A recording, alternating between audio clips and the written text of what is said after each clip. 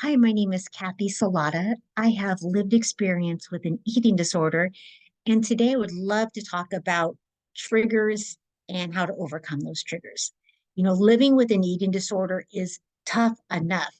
So to be triggered makes it even harder. And for myself anyways, I would tend to second guess myself and not trust myself, not trust my body. And so I would love to give to you some tools that I've used and some of my colleagues have used, and hoping that they will make your process just a little bit easier, because I know recovery is challenging. It's not easy. And living with an eating disorder can create a myriad of triggers in our everyday life, and they can come out of nowhere. They can be environmental, emotional, social, and they have the potential to set harmful thoughts and actually behaviors as a result of that. But today we're going to talk a little bit about that. Triggers can vary from person to person. Some ones that I think tend to be fairly common are either seeing images, messages about dieting, thinness on social media or in the media itself. I know for myself, I was pretty good at navigating that social media component. But where I would get tripped up is if a doctor said something. Oh, a doctor says this food is unhealthy. I can't eat it anymore. A doctor says I should have this many calories a day. I'm going to follow that. The doctor says I should do this much exercise. I'm going to follow that. And what we need to recognize is that every body is different. And we need to not only think about our physical health, but our mental health as well. And until you get to that point where you can trust your body and your body trusts you, it's really helpful to have someone you can bounce ideas off of, or have a dietitian, a therapist, where you can come to them with these, hey, I saw this. Can you tell me what your thoughts about this are? And get another opinion from a verified professional is always helpful. Anyone where they're talking about weight, appearance, food. I've been out to dinner with friends and they say, "Oh, I want to be so bad. Let's get dessert." And that would kind of, oh my goodness, I'm eating a bad thing, right? So everything's okay. Variety, balance, moderation is what it's all about. It could be stressful situations at work, school, or home.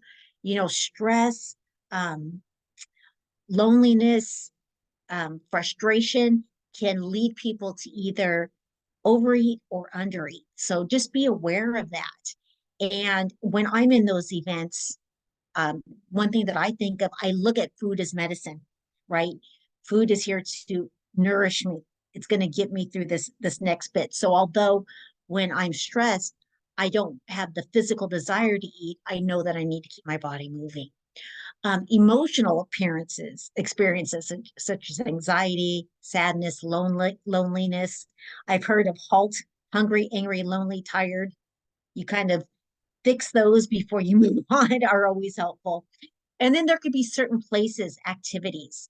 My Both my parents have passed away, and Mother's Day is a really, really tough day for me.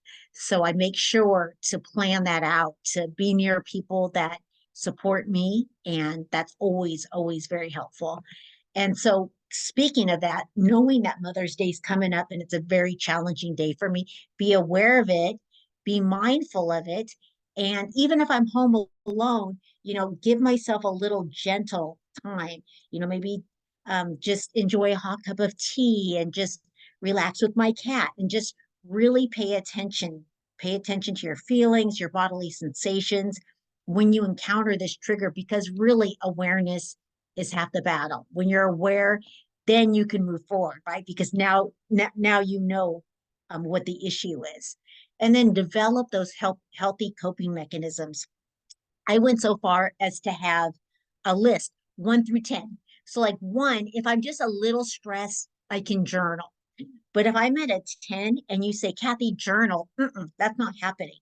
I know for me, when I'm at a 10, 9, 8, I need to get a change of scenery, go for a walk, get outside, um, go for a drive. Those are really helpful for me. If I'm in the house, listen to music, dance in my living room. Those are always helpful for me to just get me out of that. I'm coping for that moment. And then as I've coped through that moment, I'm able to calm down. Now I can return to the issue, right? Sometimes we need those coping mechanisms just to get through that moment, which is really helpful. I also learned in recovery that your emotions are last about 90 seconds. It's like waves in the ocean, right?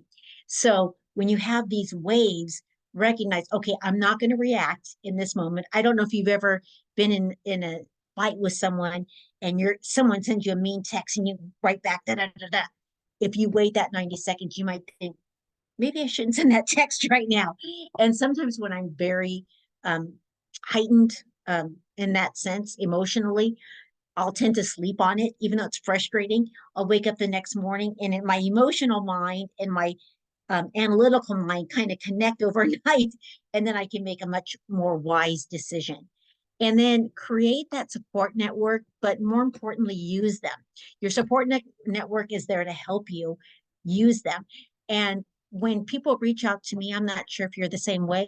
I feel honored that they reached out to me, and I hope you feel the same. So you're giving them a gift as they're giving you a gift as well.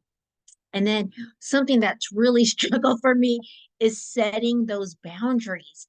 If there's certain people, if there's certain places, certain situations that consistently trigger that negative thought, it's okay to set boundaries to protect yourself for your mental health.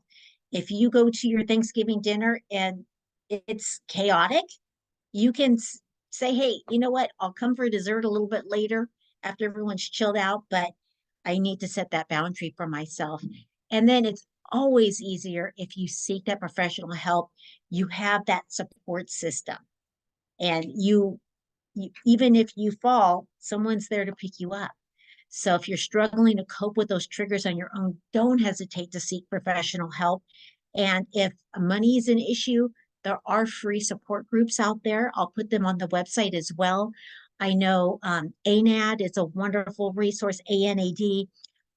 The National Eating Disorder Association has a list of support groups as well. Center for Discovery, Alsana. So there's a lot of support groups that are available to you. So remember that coping with triggers is a process, and it's okay to seek support along the way. By identifying your triggers and developing healthy coping strategies, you can empower yourself to navigate the challenges of living with an eating disorder. And you're so resilient. You have so much strength. You're going to get through this.